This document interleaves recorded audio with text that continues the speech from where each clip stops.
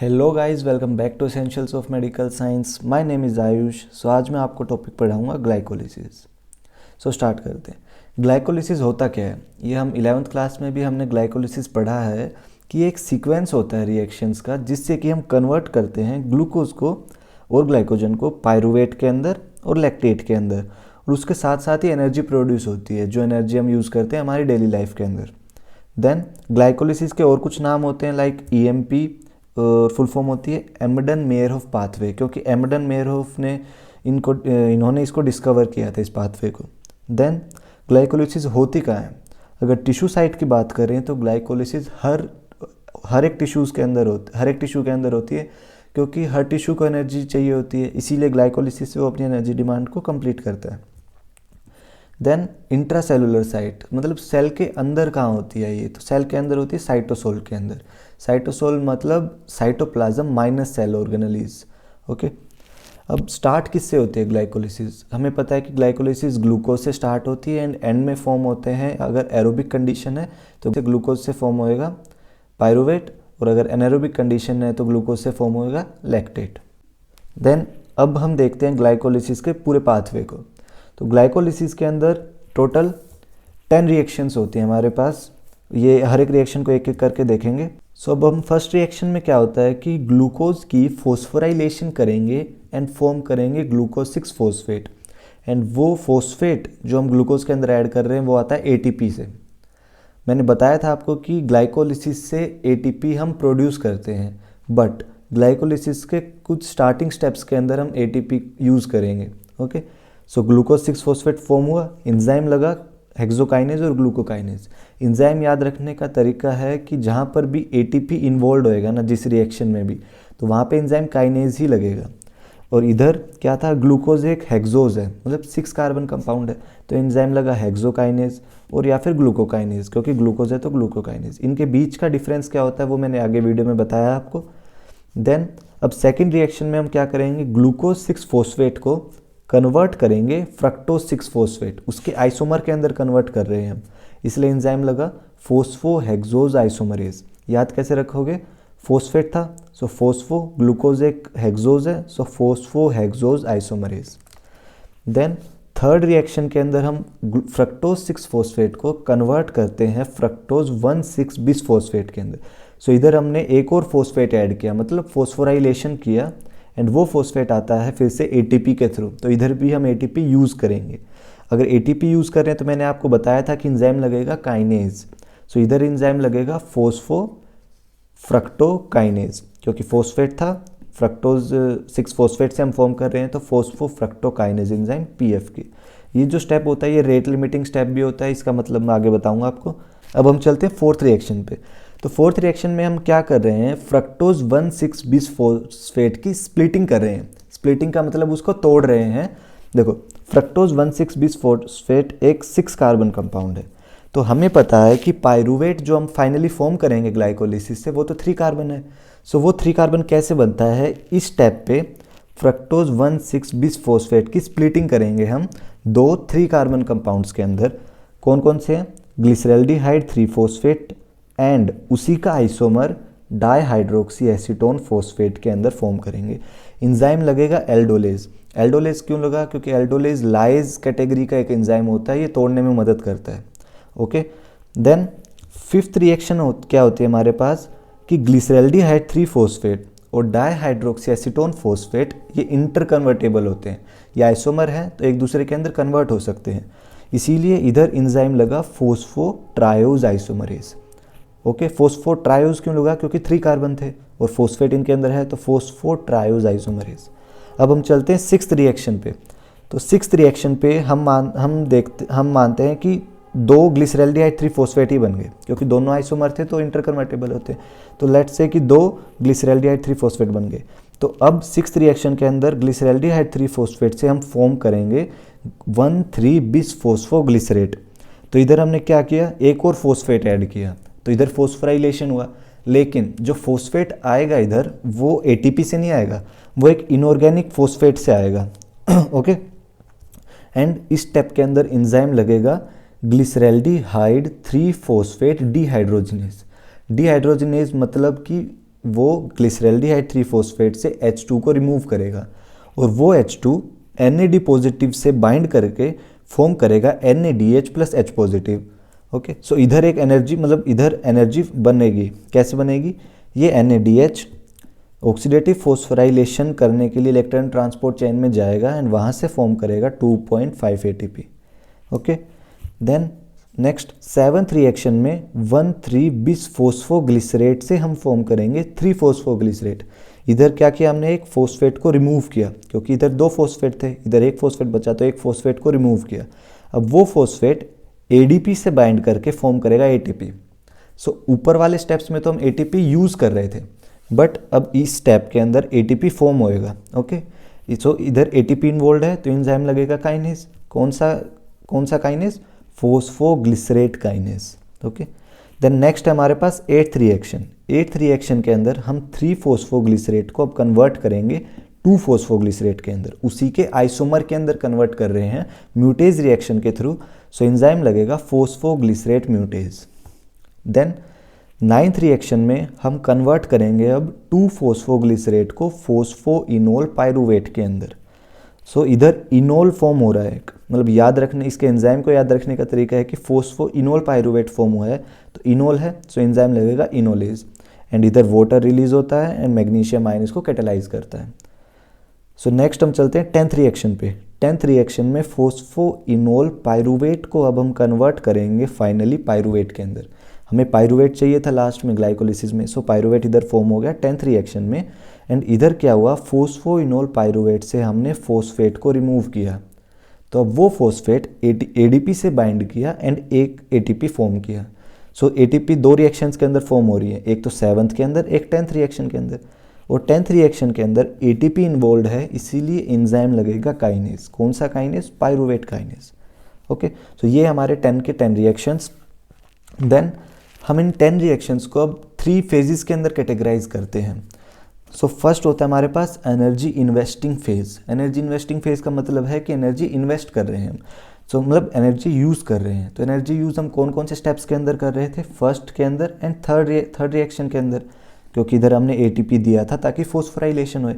सो ये first, second and third reaction आता है एनर्जी इन्वेस्टिंग फेज के अंदर। देन सेकंड होता है स्प्लिटिंग फेज, मतलब स्प्लिट हो रही है, टूट रही है। तो स्प्लिट का फ्रक्टोज 1,6-बिसफॉस्फेट टूट रहा था ना इधर 4th रिएक्शन के अंदर, तो ये स्प्लिटिंग फेज के अंदर आता है। एंड 5th रिएक्शन भी स्प्लिटिंग फेज के अंदर आता है। देन है third phase energy generation phase, मतलब एनर्जी जनरेट हो रही है, एनर्जी फॉर्म हो रही है। तो एनर्जी फॉर्म कौन कौन सी रिएक्शन में हो रही थी? एक तो 6th के अंदर NADH फॉर्म हुआ था, वो इलेक्ट्रॉन ट्रांसपोर्ट चेन में जाके 2.5 ATP फॉर्म करेगा, तो एनर्जी जनरेट इधर हुई। देन 7th के अंदर तो डायरेक्टली ही ATP बना एंड 10th के अंदर भी डायरेक्टली ATP बना। सो 6th, 7th, 8th, 9th, 10th last 5 reactions आती हैं एनर्जी जनरेशन फेज के अंदर। देन इन 10 रिएक्शंस के अंदर क्या होता है कि सिर्फ 3 रिएक्शंस जो होती हैं वो इरिवर्सिबल होती हैं एंड 7 रिएक्शंस होती हैं वो रिवर्सिबल होती हैं। सो 3 रिएक्शंस कौन कौन सी इरिवर्सिबल होती हैं? सो फर्स्ट रिएक्शन इरिवर्सिबल होती है एंड हमारे पास थर्ड रिएक्शन इरिवर्सिबल होती है एंड एक लास्ट रिएक्शन 10th रिएक्शन ये इरिवर्सिबल होती है और सारी रिएक्शंस रिवर्सिबल होती है। देन अब हम देखते हैं रिएक्शंस को। सो पाथवे को हम डिवाइड करते हैं 3 फेजेस के अंदर। मैंने आपको बताया था अभी 3 फेजेस कौन कौन से थे? Energy investment phase first phase था, सेकंड था स्प्लिटिंग फेज, थर्ड था energy generation phase. So first phase को अगर हम देखें energy investment phase, so first 3 reactions of glycolysis वो कैटेगराइज करते हैं हम एनर्जी इन्वेस्टिंग फेज के अंदर। क्यों? क्योंकि एनर्जी इन्वेस्ट हो रही है, एनर्जी यूज़ हो रही है। तो ये हमारे पास first, second and third reactions, इधर ADP यूज़ हुआ फर्स्ट रिएक्शन में एंड थर्ड रिएक्शन में ATP यूज़ हुआ। क्यों? क्योंकि हमने फॉस्फोराइलेशन किया, इसीलिए ATP यूज़ हुआ। तो ये आती है एनर्जी इन्वेस्टमेंट फेज के अंदर। इसी में अब मैंने आपको याद हो तो बताया था अभी कि फर्स्ट रिएक्शन को कैटालाइज करता है हेक्सोकाइनेज और ग्लूकोकाइनेज एंजाइम। सो इनके बीच कुछ डिफरेंस होते हैं, अब हम वो देखते हैं। सो हम देखते हैं difference between hexokinase and glucokinase. So first है हेक्सोकाइनेज। हेक्सोकाइनेज जो एंजाइम होता है वो सभी टिश्यूज़ के अंदर प्रेजेंट होता है, बट ग्लूकोकाइनेज सिर्फ लिमिटेड होता है लीवर तक, इसीलिए प्रेजेंट होता है only in liver. Then hexokinase जो होता है वो एक्ट करता है हेक्सोजिस पे, नाम से पता लग रहा है हेक्सोकाइनेज, तो हेक्सोजिस पे एक्ट करेगा। लाइक ग्लूकोज एक हेक्सोज है, फ्रक्टोज, मैनोज इन पे एक्ट करेगा। बट ग्लूकोकाइनेज मीन्स ग्लूकोज, सो ये एक्ट करेगा सिर्फ ग्लूकोज पे। देन Km वैल्यू जो होती है हेक्सोकाइनेज की वो लो होती है एंड ग्लूकोकाइनेज की Km वैल्यू हाई होती है। अब Km वैल्यू और एफिनिटी के बीच में एक रिलेशन होता है कि Km value is inversely proportional to affinity. तो मतलब जिसकी Km वैल्यू ज़्यादा होएगी उसकी एफिनिटी कम होएगी। सो Km वैल्यू ज़्यादा किसकी थी, ग्लूकोकाइनेज की Km वैल्यू ज़्यादा थी, तो उसकी एफिनिटी ग्लूकोज के लिए कम होती है। बट हेक्सोकाइनेज की Km वैल्यू कम थी तो उसकी एफिनिटी ज़्यादा होती है ग्लूकोज के लिए। अब हेक्सोकाइनेज नॉट इंड्यूसिबल, मतलब उसको कोई इंड्यूस नहीं कर सकता, वो नॉर्मली एक्ट करता है। मतलब उसकी Km वैल्यू लो थी ना, तो वो ग्लूकोकाइनेज के लिए उसकी एफिनिटी पहले से ही ज़्यादा है, तो उसको इंड्यूस होने की ज़रूरत ही नहीं है इतना। बट ग्लूकोकाइनेज की एफिनिटी कम होती है, क्यों, क्योंकि उसकी Km ज़्यादा थी, इसीलिए उसको इंड्यूस करता है इंसुलिन। देन हेक्सोकाइनेज जो होता है, जब ब्लड ग्लूकोज लेवल लो होता है ना, तब भी हेक्सोकाइनेज ग्लाइकोलिसिस करता है और फर्स्ट रिएक्शन को कैटालाइज करता है। बट ग्लूकोकाइनेज जो होता है वो सिर्फ एक्ट करता है जब blood glucose level 100 milligram per decilitre से ज़्यादा हो जाएगा, तभी एक्ट करेगा। और उस इंड्यूस कौन करेगा उसको, इंसुलिन उसको इंड्यूस करेगा एंड देन वो एक्ट करेगा ग्लूकोज के ऊपर एंड फर्स्ट रिएक्शन कराएगा ग्लाइकोलिसिस का। ओके, सो यही लिखा हुआ है, acts on when blood glucose level is high that is greater than 10 milligram per decilitre, then glucose is taken up by liver cells to synthesize glucose. अब हम देखते हैं second phase, splitting phase. Splitting phase का मतलब है कि कुछ split हो रहा होगा। तो स्प्लिटिंग कौन से रिएक्शन में हो रही थी, फोर्थ रिएक्शन के अंदर हो रही थी। आपको याद हो तो कि हम फ्रक्टोज 1,6 बिसफॉस्फेट की स्प्लिटिंग करके 2,3 कार्बन कंपाउंड्स फॉर्म कर रहे थे। कौन कौन से, एक था ग्लिसरैल्डिहाइड 3 फॉस्फेट एंड एक था dihydroxy acetone phosphate. And fifth reaction भी स्प्लिटिंग फेज के अंदर आता है, जो कि इंटर कन्वर्जन होता है बिटवीन द आइसोमर्स। कौन कौन से isomer, glyceraldehyde 3 phosphate and dihydroxy acetone phosphate. And उसको उस फोर्थ रिएक्शन को कैटालाइज करेगा एल्डोलेज एंड फिफ्थ रिएक्शन को कैटालाइज करेगा फोस्फोट्रायोज आइसोमरेज। देन हमारे पास थर्ड फेज होता है एनर्जी जनरेशन फेज, मतलब एनर्जी जनरेट हो रही होगी इस फेज के अंदर, एनर्जी प्रोड्यूस हो रही होगी। सो एनर्जी फॉर्म किस किस फॉर्म में हो सकती है, NADH की फॉर्म में एनर्जी प्रोड्यूस हो सकती है और ATP की फॉर्म में। ओके, सो NADH कौन से रिएक्शन में फॉर्म हो रहा था, आपको याद हो तो वो सिक्स्थ रिएक्शन के अंदर NADH फॉर्म हो रहा था, जिसमें कि हम कन्वर्ट कर रहे थे ग्लिसरैल्डिहाइड 3 फॉस्फेट को 1,3 बिसफॉस्फोग्लिसरेट के अंदर, जिसमें कि एंजाइम था डिहाइड्रोजिनेज। सो उस डिहाइड्रोजिनेज एंजाइम ने H2 रिमूव किया, वो H2 NAD पॉजिटिव से बाइंड करके NADH फॉर्म किया। अब देन ये NADH जो है वो ऑक्सीडेटिव फॉस्फोराइलेशन करेगा इलेक्ट्रॉन ट्रांसपोर्ट चेन के अंदर एंड फॉर्म करेगा 2.5 ATP। ओके, देन अब है ATP फॉर्म कौन कौन से स्टेप में हुआ था। सो आपको याद हो तो सेवंथ रिएक्शन के अंदर हम कन्वर्ट कर रहे थे 1,3 बिसफॉस्फोग्लिसरेट को 3 फॉस्फोग्लिसरेट के अंदर, मतलब एक फॉस्फेट हमने रिमूव किया, तो वो फॉस्फेट ADP से बाइंड करके एक ATP फॉर्म किया। वो एंजाइम था काइनेज, कौन सा, फॉस्फोग्लिसरेट काइनेज। और एक और ATP फॉर्म हो रहा था 10th रिएक्शन के अंदर, लास्ट रिएक्शन के अंदर, जिसमें कि फॉस्फोइनोल पायरुवेट कन्वर्ट हो रहा था पायरुवेट के अंदर। तो एक फॉस्फेट इधर भी रिमूव हुआ, तो वो फॉस्फेट ADP से बाइंड करके ATP फॉर्म किया उसने, एंजाइम लगा काइनेज, पायरुवेट काइनेज। सो अब हम देखते हैं energetics of glycolysis. Energetics of glycolysis मतलब कितनी एनर्जी फॉर्म होती है ग्लाइकोलिसिस से, वो हम देखेंगे। सो फर्स्ट हम देखते हैं एरोबिक ग्लाइकोलिसिस। एरोबिक ग्लाइकोलिसिस मतलब जो ग्लाइकोलिसिस ऑक्सीजन की प्रेजेंस में हुई है। सो फर्स्ट हम स्टेप वाइज देखेंगे। तो फर्स्ट हमारे पास हेक्सोकाइनेज और ग्लूकोकाइनेज एंजाइम, सो ये कैटालाइज कर रहे थे फर्स्ट रिएक्शन को। सो फर्स्ट रिएक्शन के अंदर आपको याद हो तो हम ग्लूकोज को ग्लूकोज 6 फॉस्फेट के अंदर कन्वर्ट किया था, तो इधर एक ATP यूज हुई थी। सो मैंने लिखा -1 ATP। देन सेकेंड हमारे पास फोस्फोफ्रक्टोकाइनेज एंजाइम, ये कैटालाइज कर रहा था थर्ड स्टेप को। और थर्ड स्टेप हमारे पास क्या था, फ्रक्टोज 6 फॉस्फेट को कन्वर्ट किया था फ्रक्टोज 1,6 बिसफॉस्फेट के अंदर। सो इधर भी एक ATP यूज हुआ था, इसीलिए मैंने लिखा इधर -1 ATP। देन उसके बाद क्या हुआ कि हमने फ्रक्टोज 1,6 बिसफॉस्फेट को स्प्लिट किया था 2,3 कार्बन कंपाउंड्स के अंदर। सो यहाँ से क्या होगा, जो भी NADH और ATP बनेंगे वो 2 बनेंगे। क्यों, क्योंकि दो 3 कार्बन कंपाउंड है तो वो रिएक्शन 2 बार होएगा एक ग्लाइकोलिसिस के अंदर। जैसे कि थर्ड हमारे पास ग्लिसरैल्डिहाइड 3 फॉस्फेट डिहाइड्रोजिनेज एंजाइम, ये देखिए ये कैटेलाइज कर रहा था 6th रिएक्शन को, जिसमें ग्लिसरैल्डिहाइड 3 फॉस्फेट को कन्वर्ट किया था 1,3 बिस फॉस्फोग्लिसरेट के अंदर। सो इधर एक NADH फॉर्म हुआ था। सो ये NADH, एक NADH इधर फॉर्म हुआ था, बट ये रिएक्शन 2 बार होएगी क्योंकि ये 3 कार्बन है। सो एक और 3 कार्बन होगा, सो 2 NADH फॉर्म होंगे फाइनली, एंड 1 NADH से फॉर्म होते हैं 2.5 ATP। सो नेट कितने ATP फॉर्म होंगे? 5 ATP। देन नेक्स्ट हमारे पास फोर्थ में एंजाइम था फॉस्फोग्लिसरेट काइनेज एंजाइम, जो कि कैटेलाइज कर रहा था फॉस्फोग्लिसरेट काइनेज एंजाइम जो कि कैटेलाइज कर रहा था 7th रिएक्शन को, जिसमें कि हमने कन्वर्ट किया था 1,3 बिस फॉस्फोग्लिसरेट को 3 फॉस्फोग्लिसरेट के अंदर। सो इधर फॉस्फेट रिमूव हुआ था, वो ADP से बाइंड किया था एंड एक ATP फॉर्म किया था। सो इसीलिए मैंने लिखा इधर source ATP and total ATP कितने फॉर्म होंगी? 2, क्योंकि 2 बार ये रिएक्शन होएगा। देन हमारे पास फिफ्थ में क्या था? Pyruvate kinase enzyme. So pyruvate kinase enzyme 10th reaction को कैटेलाइज कर रहा था, जिसमें फोस्फोइनोल पायरूवेट को हमने कन्वर्ट किया था पायरूवेट के अंदर। सो इधर एक ATP फॉर्म हुआ था। सो सोर्स ATP एंड कितने ATP फॉर्म होंगे? टोटल 2 ATP फॉर्म होंगे। So net gain aerobic glycolysis के अंदर कितना होगा ATP का?